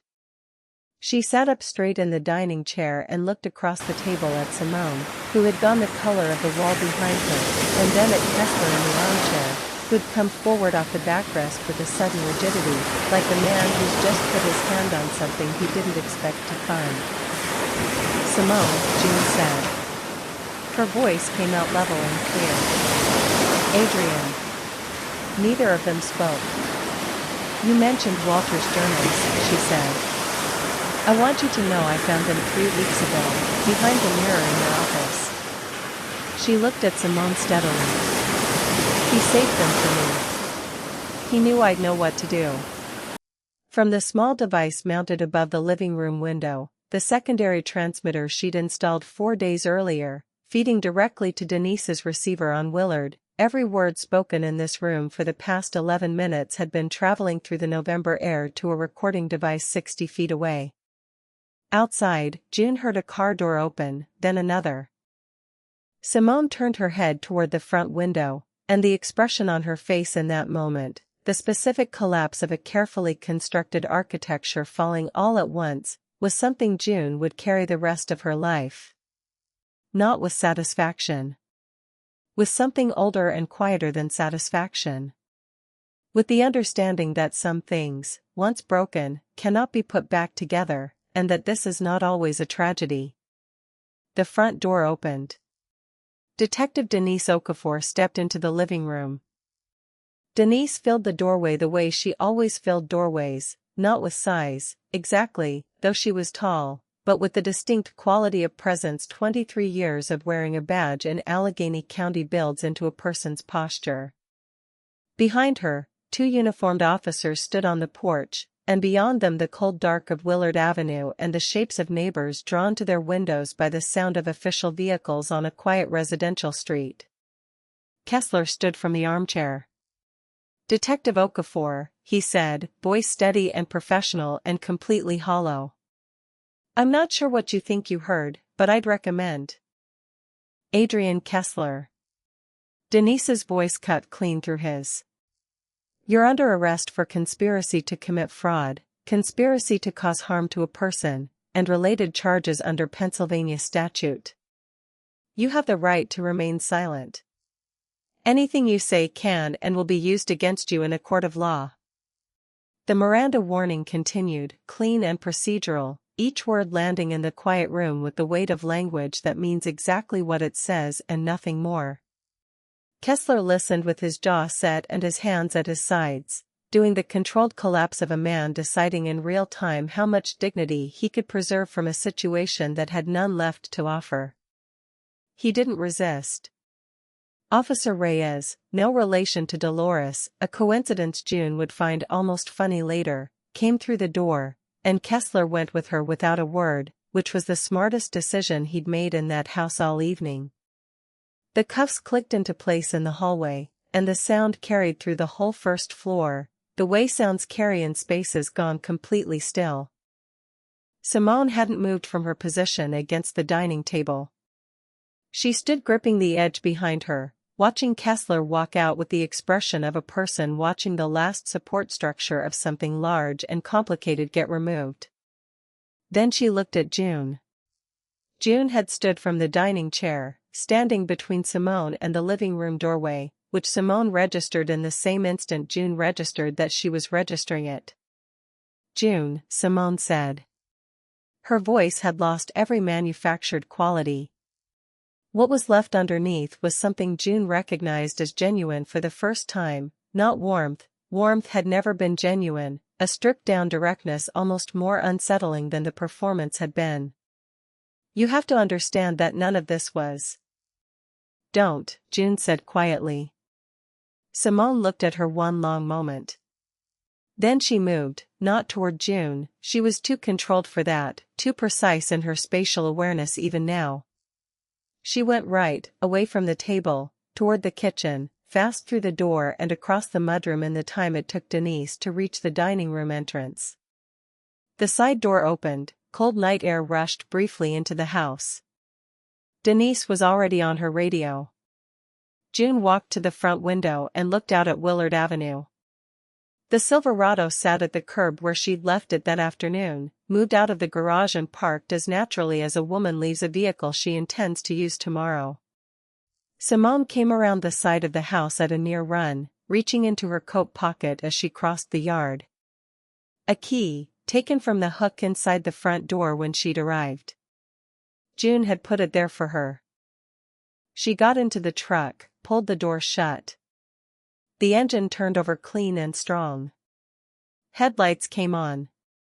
She pulled from the curb and accelerated north, taillights disappearing around the corner at a speed that confirmed she had a destination in mind, or believed she did.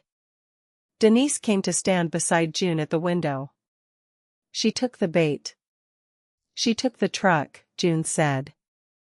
Two different statements, and they both understood them to be two different statements, and neither said anything further, because there was nothing further that needed saying. Ray appeared on the front porch. He'd been across the street the whole time, sitting in his own truck with the receiver and a thermos, watching. He came in through the front door, hands in his coat pockets, looking at the dinner table, 3 place settings, empty wine glasses, the pot of Earl Grey still on its tray. "Done," he said. "Almost," June said. "Daniel's part starts now." Dolores arrived 4 minutes later, coming through the front door without knocking, the way she'd been coming through doors in this family's life for 21 years. She looked at the table, at the tea tray, at the mark on the hallway wall where Kessler had been detained. "Is June all right?" she asked Denise directly, the way she'd always bypassed intermediaries when she wanted a straight answer. "Tell her to follow the truck," June said. Renee Cross had been briefed 2 days earlier on the GPS system, the override protocol, the destination lock, the specific conditions under which it would activate. She'd understood, when June explained it, what she was about to watch happen and what it meant for her insurance investigation. She'd asked, over the phone that afternoon, whether June felt comfortable using Cross's personal grievance against Kessler as part of a legal strategy. June had told her that Cross's personal grievance and the truth happened to be pointing in the same direction, and that the law didn't require motivations to be pure, only evidence to be sound. Cross had gone quiet a moment, then said, "Your son is a remarkable engineer, Ms. Larkin." He had a good teacher, June had said, and meant it only partly about engineering. The neighbors were gathering on the sidewalk now. Mrs. Ferrante from next door, coat thrown over her nightgown. The Adeyemi family from the end of the block. 3 or 4 others whose faces June knew from 20 years on the street, standing in the cold looking at the official vehicles and the lit-up windows of her house with the particular expression of people who sense something significant has happened in a place they know well. Denise stepped onto the porch to speak with them, calm and professional, offering the minimum necessary information in the way good officers manage public presence at active scenes. June stayed in the doorway. Ray came to stand beside her. "The tracker activated the moment she turned the ignition," he said quietly. "I have speed and direction." She went north on Willard, then east on 2nd. Good. June had designed this part herself after rejecting Daniel's old prototype for automated control. No machine would take Simone's steering wheel. The truck would transmit its position, preserve cabin audio, display a false route to the interstate, and permit one remote action only after it stopped, an ignition inhibit that prevented a restart. Denise's units would do the driving, the stopping, and the arrest. Evidence needed human witnesses as much as clever software. Ray was quiet a moment. "Your boy built something extraordinary." June looked out at Willard Avenue, at the place where the taillights had disappeared, carrying inside it a woman who'd spent 4 years dismantling June's family piece by piece, now riding in a vehicle built by the son she'd tried to erase, being delivered by his work to the place where his work would finish her. He did, June said. He learned from the best he had available. Ray made a sound that wasn't quite a laugh. June. You are the most modest woman on Willard Avenue. From somewhere in the city, faint and thin on the cold November air, a siren began. Denise drove, and June sat in the passenger seat of the unmarked car while the Silverado's tracker painted a moving point on the dash display. 2 marked units stayed farther back. Nobody wanted a chase, and nobody intended to manufacture one. Simone believed the navigation screen was taking her toward an interstate entrance and a storage locker Kessler kept under another name. The address had come from Walter's ledger. Choosing it as the lure had been June's idea. For 4 blocks Simone drove normally. At 2nd Avenue she turned east, following the route on the screen. Denise radioed the direction and kept 2 cars between them. Renee Cross's sedan remained behind June's car, present as an investigator and witness, not as part of the stop. She's doing exactly what the screen suggests, Ray said over the radio from June's house. June watched the taillights.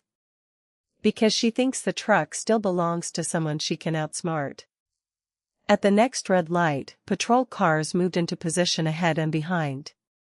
Their emergency lights came on together, blue and red washing over brick storefronts and wet pavement.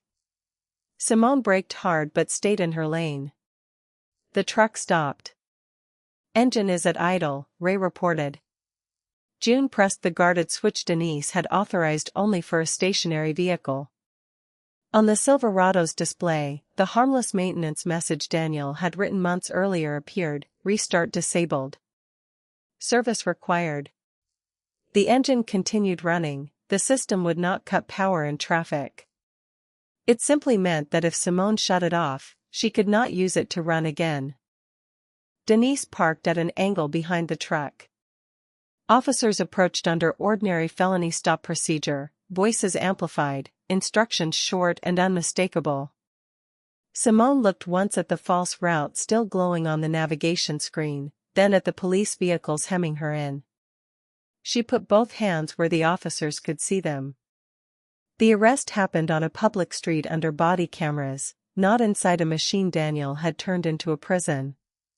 Simone opened the door when ordered and stepped onto the wet pavement. An officer secured the keys, another photographed the display and the sealed evidence vial June had handed Denise before they left the house. When Denise walked Simone toward the waiting patrol car, Simone saw June standing beside the unmarked vehicle in her good suit, the one Walter had bought 14 years earlier, the one she had worn when Simone pressed truck keys into her palm and called her old. Neither woman spoke. The point was no longer what either could say to the other. The point was that the truck had carried the truth far enough for people, lawfully and in full view, to finish the work. Cross pulled in beyond the perimeter and got out, hands in her coat pockets. Her expression held no triumph, only the release of a tension kept taut for 11 years. 11 years, Cross said. I know, June answered. The patrol car door closed behind Simone. Rain ticked on the Silverado's hood, steady as cooling metal after a long run. Then the station doors opened again, and a young woman came out, late 20s, dark coat, laptop bag over one shoulder, moving with the purposeful stride of someone who had been waiting inside for exactly this moment. She stopped in front of June and extended her hand. Priya Nathan, she said. I worked with Daniel. Her voice was steady, the voice of someone accustomed to presenting technical information under pressure. He sent me a data package 6 weeks ago, the night before he disappeared. She glanced at the truck still blinking in the lot. He told me the evidence server would alert me when the truck's tracker entered a police geofence.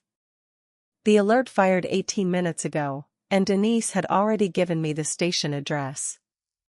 June looked at this young woman, Daniel's colleague, his contingency, the person he'd trusted with the technical evidence he couldn't carry himself, and felt the specific quality of a plan revealing its final layer. What's in the package? Everything. His documentation of the algorithm theft, the financial transfers, the communications between Simone and Adrian going back 14 months. She paused. And records of 2 prior incidents. Different states, different names, same pattern. She held June's gaze. Ms. Larkin, this isn't just a case for Allegheny County. The FBI field office in Pittsburgh has been copied on everything as of 40 minutes ago. The 3rd District station smelled like institutional coffee and old carpet and the particular combination of fluorescent lighting and industrial paint every government building in the state seemed to share, as though the Commonwealth had made a single procurement decision in 1974 and never revisited it. June sat in a plastic chair in the waiting area and watched the building do its work around her. Priya was in a conference room down the hall with 2 FBI agents who'd arrived within 20 minutes of her notification, moving with the coordinated efficiency of people who'd been briefed and were now executing a plan already mapped. The conference room door stayed closed a long time. Denise came and went. She brought June coffee in a foam cup without asking whether she wanted it, which June appreciated, and sat with her 20 minutes going through the procedural requirements. What would happen tonight, tomorrow? Statement, documentation, timeline, chain of custody for the recordings. The county prosecutor's already involved, Denise said. The FBI taking jurisdiction on the interstate elements doesn't eliminate the local charges. Both cases run in parallel. She paused. June, they are not going to walk away from this. What you built in that house tonight, combined with what Priya brought in, there's no version of this where competent defense attorneys make it disappear. June nodded and drank the coffee and let that settle. Renee Cross appeared from a side hallway, moving with the slightly dazed quality of someone who's been inside an institutional building longer than expected. She found the chair beside June and sat down heavily. They want a formal statement, she said. Tonight, if possible. My attorney's driving up. She looked at her hands. Did they tell you about the prior incidents? Priya's data covers 2 cases in detail. One in Cincinnati. One in Louisville. Different victims, same structure, financial consolidation through marriage, manufactured accidents, insurance claims. June thought about that. About the specific weight of it, that what had happened to Daniel, to Walter, to her, hadn't been the beginning of something but the continuation of it. That the machinery Simone and Kessler had built and operated had run before, elsewhere, through other families, leaving damage that had never been explained. There's a family in Cincinnati who lost someone, Cross said quietly. A family in Louisville. The Cincinnati case was 9 years ago, an elderly man, similar profile to yours. Ruled a fall. The Louisville case was 6 years ago. A younger husband. Ruled a boating accident. She looked at June. Neither family ever got answers. As far as they know, it was just terrible luck, twice. They'll know now, June said. Cross nodded slowly. Yes. They will. Priya came out of the conference room at 10:15. She walked directly to where June sat and crouched to eye level, the way people do when they want to speak privately in a public space. Ms. Larkin. There's something in the package I haven't told the FBI yet, because I wanted to tell you first. She held June's gaze steadily. There's a subfolder labeled with your name. Not mine. Not a case number. Your name. Mine. He recorded a message for you. 22 minutes. Made it the same night he sent me the rest. She paused, organizing herself. he said. June looked at the conference room door, at the foam coffee cup in her hands, at the plastic chair in a police station in Pittsburgh on a November evening that had started with a pot roast and was ending with the systematic dismantling of the most deliberate cruelty she had ever encountered in 66 years of living. "Can I hear it now?" Priya opened her laptop on the chairs between them, found the subfolder, and pressed play. Daniel's voice came out of the speakers at low volume, intimate and close, the way voices are when a person is recording alone in a quiet room. "Mom. If you're hearing this, you did it. You followed the GPS. You found the truck. You read the machine the way you always read machines, better than anyone I've ever known. And then you did something I couldn't have done. Something that took a kind of patience and steadiness I've spent my whole life trying to learn from you." June set the coffee cup down on the chair beside her. "I know the last 6 weeks have been the hardest of your life. I know what I put you through by disappearing. I need you to understand there was no version of this that didn't cost you something. And I am more sorry for that than I know how to say." A breath. "But Mom, you didn't just save me. Walter's journals are going to matter. The families in Cincinnati and Louisville are going to have answers they've been waiting years for. You sat in that house tonight and gave all of them something back." The waiting room was very quiet around her.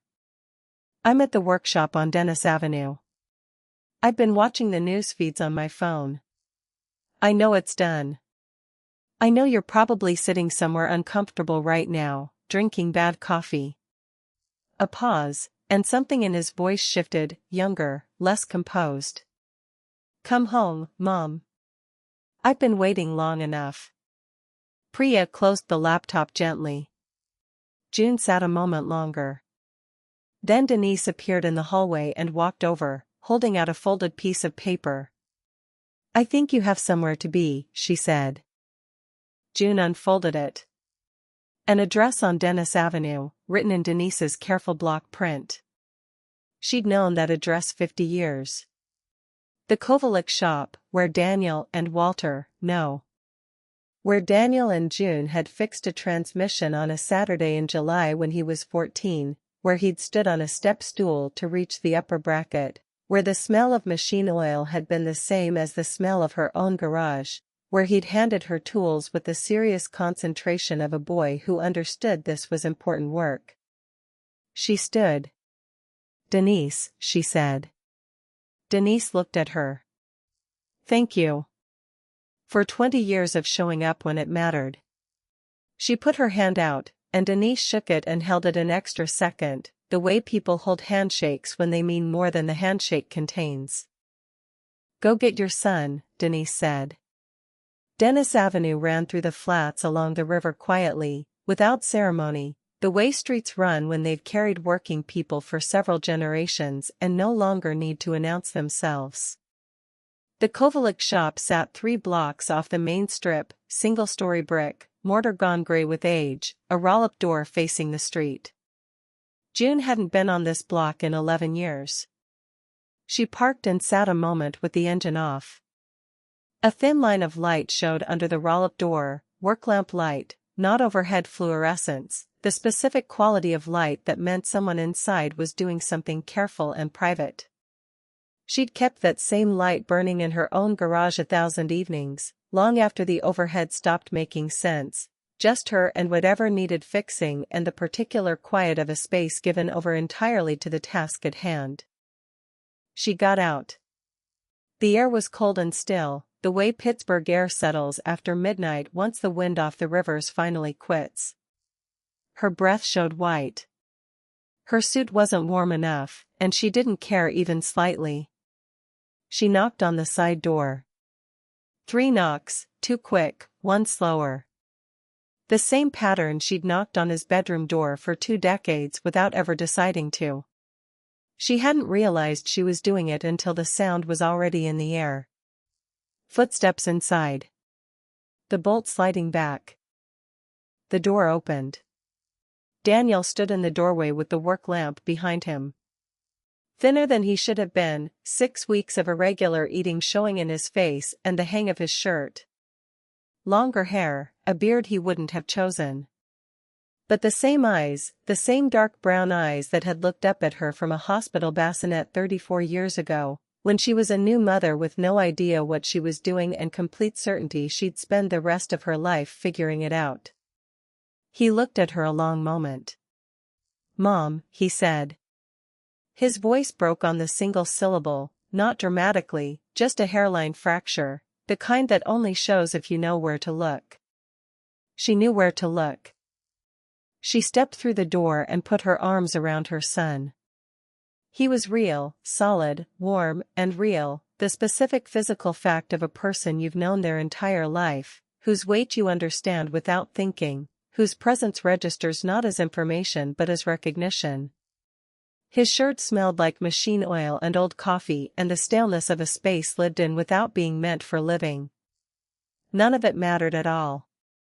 They stood in the doorway a long time without speaking, and this was not the absence of something but the presence of something that didn't require language. When they separated, Daniel kept one hand on her shoulder. "You found everything. You left good trail markers." He almost smiled. "I was terrified you wouldn't find the GPS address. What if you just deleted it? What if you didn't notice?" "Son," she said, "you put it in a folder named after my birthday." "I noticed."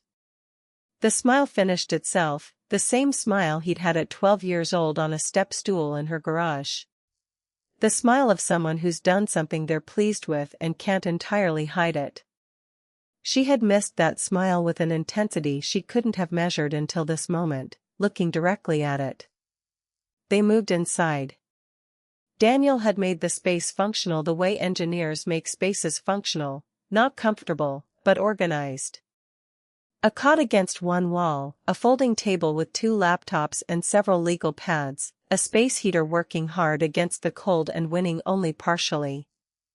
On the workbench along the back wall, laid out in a neat row, were his tools, the same metric wrenches that had been hanging on her pegboard for 6 weeks. "You took the wrenches," she said. "I needed them." He looked at the pegboard he wasn't standing near. "I'll put them back. They were always yours." He moved to the folding table and held out one of the legal pads, pages of his handwriting, dates, figures, names, a timeline running 4 years to the present. Every date, every transaction, every conversation. "I documented it for the lawyers. But I wanted you to have a copy first. I wanted you to see the whole thing, not just the pieces." She took the pad. His handwriting, precise and economical, formed with the care she'd watched develop over decades. "Daniel," she said. "Your father." She stopped, organized the words. "Walter's pages. I found them behind the mirror." He sat down on the cot. "I know. I should have told you sooner. When I found them 6 months ago, I didn't know what to do with the information. Then everything else happened, and I understood it mattered because it was the truth. Because he deserved to have the truth told." He looked at his hands. "He wrote that he was saving them for you. That you'd know what to do." "He was right," she said.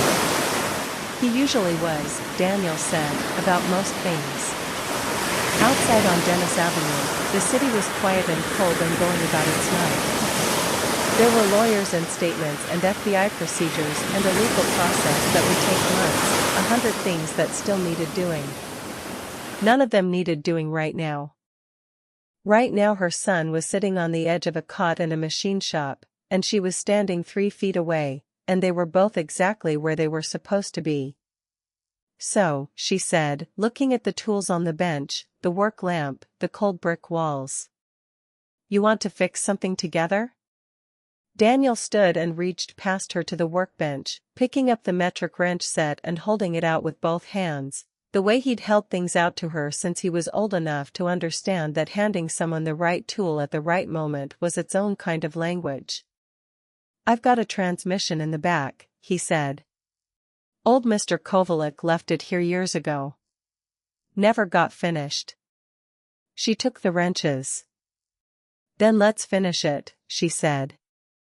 Trials take longer than television teaches people to expect, and June had learned that patience the hard way, the way she'd learned most things, by living through them one day at a time until the living through was done. It took 14 months. Simone Larkin pled guilty in the end to insurance fraud and conspiracy, in exchange for a sentencing recommendation and full cooperation, which meant the Cincinnati and Louisville families finally got the thing nobody had been able to give them for 6 and 9 years respectively, an answer. Not comfort, exactly. June understood by then that answers and comfort were different currencies, and the machinery of justice only trafficked in the first one. But an answer was not nothing. She'd learned that too. Adrian Kessler did not plead. He went to trial on the federal charges, conspiracy to commit fraud, wire fraud, and, for the Louisville matter specifically, wire fraud, obstruction, falsification of identification records, and the homicide charge supported by the Louisville evidence. The remote vehicle intrusion was charged through established computer fraud and conspiracy statutes rather than treated as a futuristic offense with no legal home. Priya Nathan testified for 11 hours across 3 days. Renee Cross testified for 6. June testified for 1, and it was, oddly, the least difficult hour of the entire 14 months, because by then she had told the story enough times that the telling had worn a groove, the way any repeated motion wears a groove, and the groove made it bearable. Kessler was convicted on all counts.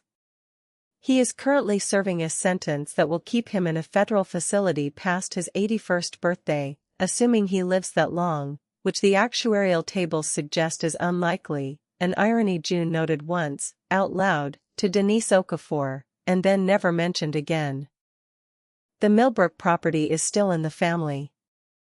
June deeded it to Daniel the spring after the trial, and Daniel, who had, by then, married a woman named Aisha Boone, a structural engineer he'd met through Priya, in a small ceremony in June's backyard with Ray manning the grill and Curran's pot roast recipe making an appearance in different form, as a shredded beef sandwich station, because some traditions bend without breaking. Daniel and Aisha built a small cabin on 11 acres in Somerset County where they go most weekends, and where June has her own room, with her own set of tools and a shed out back, because some habits don't retire even when the shop does. Dolores Reyes still comes by twice a week, though there's considerably less house to keep now that it's just June and, some weekends, a golden retriever named Torque that Ray insisted on getting her for the quiet, because a quiet house needs something making noise in it. June, that's just physics. Dolores no longer works for anyone in any formal sense. June pays her a consulting fee for reasons neither of them examines too closely, and Dolores accepts it for reasons she also doesn't examine too closely, and they have coffee on Tuesdays, and that is its own kind of family. Ray and Corinne are still 3 doors down. Ray's knees have gotten worse and his hands shake now when he holds a wrench for too long, and June has started, without either of them naming it, taking over the harder jobs when he calls her over to look at something in his own garage, the way it works between people who've spent 50 years teaching each other things, the teaching just quietly reversing direction once in a while, the way a river reverses at the tide. Denise Okafor made captain the year after the trial. She still calls June every few months, not about anything in particular. June suspects, though she's never said so, that Denise checks in on her the way she used to check in on Daniel. The 20-year habit of watching a family, once started, apparently not easy to put down. Renee Cross opened her own forensic insurance consulting firm 8 months after the arrests, and the first case she took, pro bono, was a reinvestigation into the Cincinnati claim, at the request of the family, who had by then learned their father's death 11 years earlier had not, in fact, been the terrible accident they'd grieved. Cross sends June a card every November. It never says much. It doesn't need to. Priya Nathan finished the master's thesis she'd put on hold during the investigation, something about adversarial robustness in autonomous vehicle systems, dedicated, in the acknowledgements, to DL, who taught me that the best security system is the one built by someone who already understands exactly how it will be used against the people it's meant to protect. June keeps a copy on her nightstand. She has not finished reading it. She understands maybe a third of it. She reads a page some nights anyway, because it is, in its way, a letter from her son that keeps arriving, one sentence of dense technical prose at a time, and she has learned that she is not in any hurry to run out of those. As for June herself, she sold the shop building on Butler Street 2 years ago, not the equipment, not the tools, just the building, to a young couple starting a bicycle repair business who reminded her, in the particular seriousness with which they discussed torque specifications, of someone she used to know at 14, handing her wrenches on a step stool. She kept the Silverado. It sits in her garage now, retired from evidence, returned to her by the district attorney's office in a box of paperwork 11 months after the arrests, its evidence microphones removed, its tracker returned to factory settings, and Daniel's diagnostic safeguards archived by the court, because nobody at the DA's office quite knew what to do with a piece of evidence that was also, undeniably, a mother's truck. She starts it every 48 hours. Checks the oil. Rotates the tires on schedule. Daniel teases her about it sometimes, on his visits, the same tease he's been offering since he was 16, "Mom, the truck's fine, it's always fine," and she tells him the same thing she's always told him, that it's fine because she checks it, and he shakes his head at her the same way, like she's a hopeless case, smiling the whole time. Some inheritances are insults. She learned that in a lawyer's office on a cold morning 14 months and a lifetime ago, when a woman with a diamond pendant handed her a set of keys and told her the truck was old, just like her. But some inheritances are something else entirely, a message left in a language only one person in the world was ever going to know how to read, waiting patiently in a machine for someone to notice, someone who had spent 39 years learning that if something feels wrong, you don't wait for it to break completely before you pay attention. She had paid attention. She would keep paying attention. That, in the end, was the whole of what her son had actually left her, and it turned out to be worth considerably more than a house, or a portfolio, or $31 million in escrowed royalties. It was worth everything.